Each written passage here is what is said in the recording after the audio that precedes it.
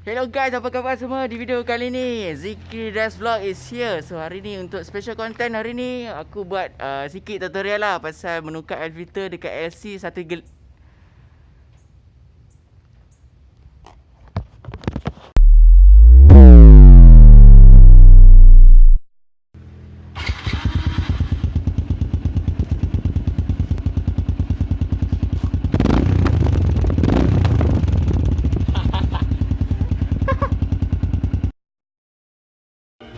Hello guys, apa khabar semua? Zikridesu vlog is here. So hari ni alhamdulillah konten tutorial pasal menukar air filter dekat LC135. Untuk air filter aku rasa kotak angin dia dah makin teruk. Dalam bad environment lah, memang tak sesuai untuk performance. So dekat aku sekarang ni ada satu brand produk yang sangat highly recommended. Dan juga memang aku pun tinggi juga nak pakai lah. Sebab ramai juga yang recommend dekat aku menukar air filter guna brand ni. Sebab dia memang agak popular, dia punya brand. Kat aku sekarang ni ada umaracingairfilter dual kit.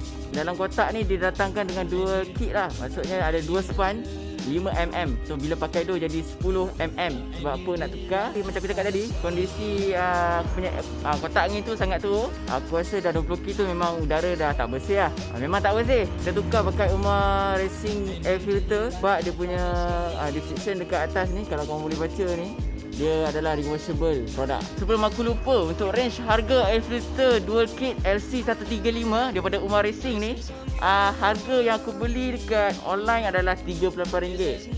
Korang pandai-pandai survey dengan dia punya high rating. Tapi beware jugalah. Sebab harga dia tak adalah mahal sangat. Dengan kualiti dia setanding dengan harga dia jugalah.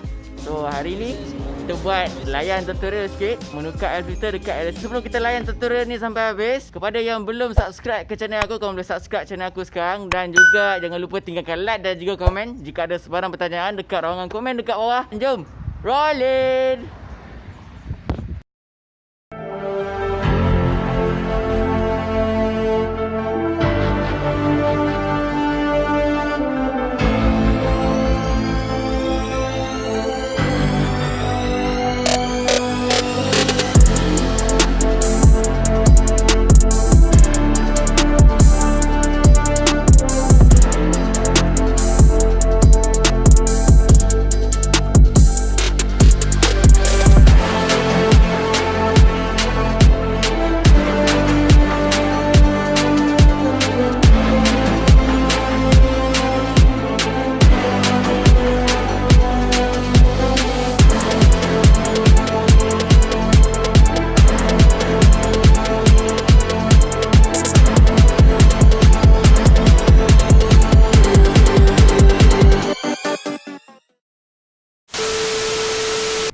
Okay guys, alhamdulillah aku baru saja selesai menukar air filter daripada yang lama ni kepada yang Umaracing punya dual kit. So alhamdulillah tak ada masalah. Cuma struggle dekat dia punya penutup dekat seat tu.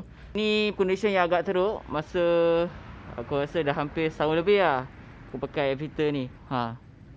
Tengok sendiri lah. So kalau aku buka dalam ni dekat kertas agak teruk lah. Aku rasa sampai sini je vlog aku pasal tutorial menukar air filter 135 LC. Macam biasa, kepada semua jangan lupa like, comment, share and subscribe.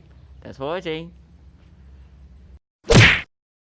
Zikridesu vlog is here. So hari ni untuk special content hari ni aku buat sikit tutorial lah pasal menukar air filter dekat LC135.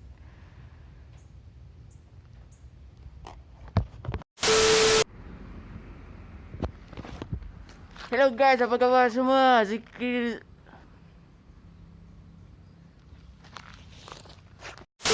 Tukar aku punya air filter dekat aku punya LC.